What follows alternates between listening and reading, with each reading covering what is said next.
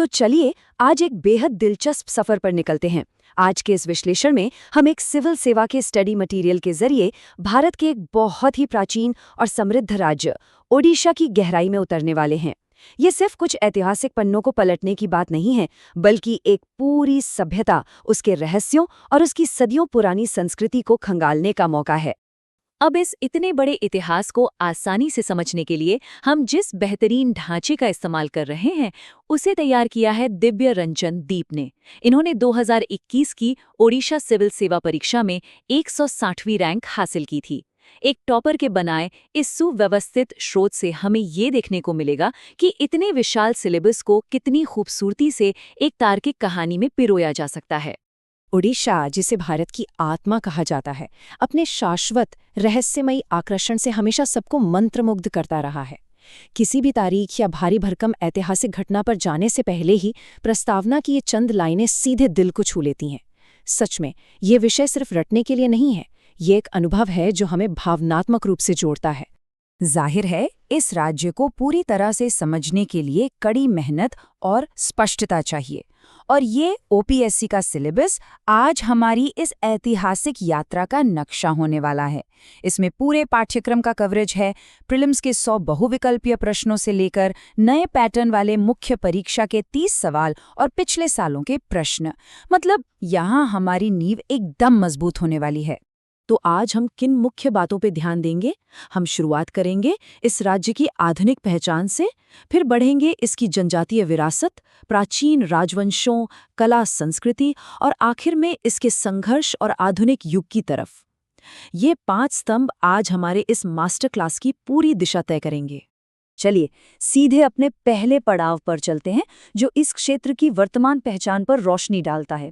इतिहास में बहुत पीछे जाने से पहले ये देखना बहुत जरूरी है कि आज हम जिस राज्य को देख रहे हैं, उसकी नींव असल में कितनी गहरी है। इसे अक्सर भारत का सबसे सुरक्षित रहस्य यानी इंडियाज बेस्ट केप्ट सीक्रेट कहा जाता है, और ये बात बिल्कुल सटीक बैठती है, क्योंकि ये सिर्फ एक भौगोलिक क्षेत्र नहीं है, बल्कि अनगिनत रहस्यों और सर्वाइवल की एक बहुत ही जटिल बुनावट है।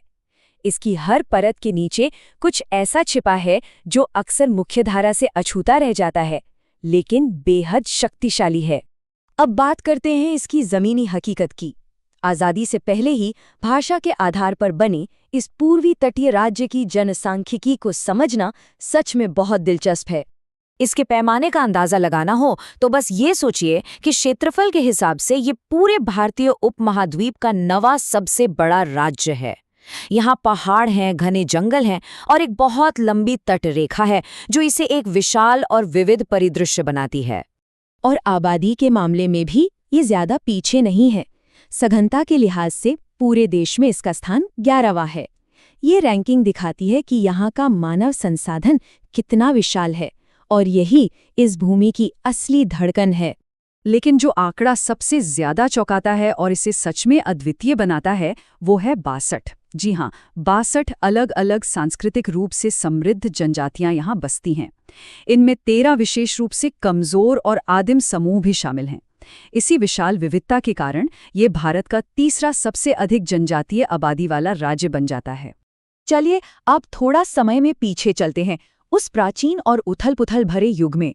ये वो जमीन है जो उत्कल, ओड्रा और कोसल जैसे बेहद शक्तिशाली प्रारंभिक साम्राज्यों का हृदय स्थल रही है। यहीं से इस क्षेत्र का पूरा राजनीतिक ढांचा तैयार हुआ। अगर हम इतिहास के इतने बड़े सिलेबस को समेटना चाहें तो इसे मुख्य रूप से 3 युगों में बांट सकते हैं। प्राचीन काल में मौर्य शासन और महान कलिंग साम्राज्य, फिर मध्यकालीन युग में पूर्वी गंगा और मुगल राजवंश, और अंत में आधुनिक युग में ब्रिटिश आधिपत्य। ये सदियों तक साम्राज्यों के बनने और मिटने की एक साफ तस्वीर पेश करता है। इसी जमीन पर वो ऐतिहासिक कलिंग युद्ध लड़ा गया था, जिसने इतिहास की धारा ही मोड़ दी। सिलेबस के तथ्यों पर गौर करें तो युद्ध भूमि की उस अपार हिंसा ने एक क्रूर विजेता चंडाशोक को पूरी तरह बदल दिया। उन्होंने हिंसा त्याग दी और धर्माशोक बन गए, जिन्होंने आगे चलकर समुद्री व्यापार मार्गों के जरिए पूरी दुनिया में बौद्ध धर्म का बड़े पैमाने पर प्रचार किया। अशोक के बाद सिलेबस में एक और महान शासक का जिक्र आता है जिस पर पूरा ध्यान देना जरूरी है। महामेघवाहन या चेदी राजवंश के सम्राट खारवेल।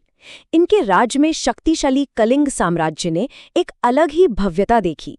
चाहे शासन कला हो, साहित्य हो या फिर व्यापार, उनके इस युग का योगदान इतिहास में आज भी स्वर्णिम अक्षरों में दर्ज है।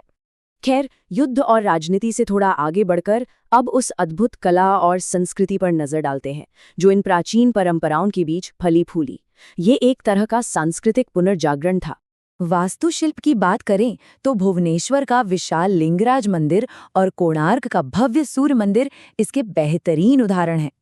पत्थर से तराशे गए ये स्मारक महज इमारतें नहीं हैं, ये आज भी सीना ताने खड़े हैं और उस दौर के कारीगरों की शुद्ध प्रतिभा और उनके बेजोड़ शिल्प कौशल की गवाही देते हैं। और जब यहाँ की कला की बात हो तो ओडिसी नृत्य को कैसे भूल सकते हैं। इसे समझना बहुत ज़रूरी है क्योंकि ये महज कुछ शारीरिक हरकतों का नाम नहीं है। ये एक ऐसी शास्त्रीय नृत्य शैली है जो पौराणिक कथाओं और यहाँ की गहरी आध्यात्मिक कहानियों को भौतिक रूप में संरक्षित करती है और उन्हें मंच पर जीवंत कर देती है। यहाँ के स्थानीय उत्सवों का पैमाना भी अकल्पनीय है। पुरी की मशहूर रथ यात्रा को ही ले लीजिए। भगवान जगन्नाथ की इस भव्य शोभा यात्रा को देखने के लिए लाखों की भीड़ उमड़ती है और भक्ति के अथाह सागर में डूब जाती है। आधुनिक युग में भी आस्था और संस्कृति का इतना विशाल स्वरूप सच में हैरान कर देने वाला है। अब हम अपने आखिरी स्तंभ की ओर बढ़ते हैं जो आधुनिक इतिहास के पन्नों को खोलता है। भारी विपत्तियों और विदेशी सत्ता के सामने यहाँ के लोगों का जो अदम्य साहस था वो इस हिस्से में उभर कर सामने आता है।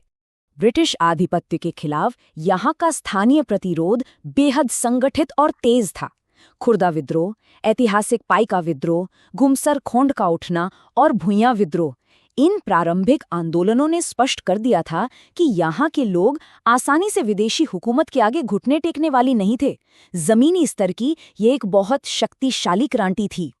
सिलेबस इस बात को भी पूरी तरह से कवर करता है कि इतिहास सिर्फ युद्धों से नहीं बनता, बल्कि प्राकृतिक और ऐतिहासिक आपदाओं का भी गहरा असर होता है।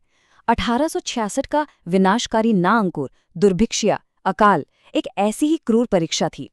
अकल्पनीय नुकसान के बावजूद जिस तरह से समाज ने अपना जीवन फिर से संवारा और पुनर्निर्माण किया, वो लचीलेपन की एक बहुत ही प्रेरणादायक कहानी है। इसके बाद राष्ट्रीय स्वतंत्रता आंदोलनों की एक स्पष्ट और तार्किक सीढ़ी दिखाई देती है।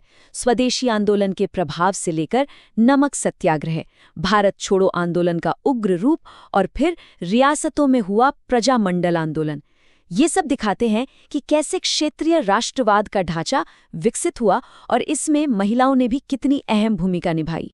और अब हम इस ऐतिहासिक विश्लेषण के बिल्कुल अंत में आ गए हैं।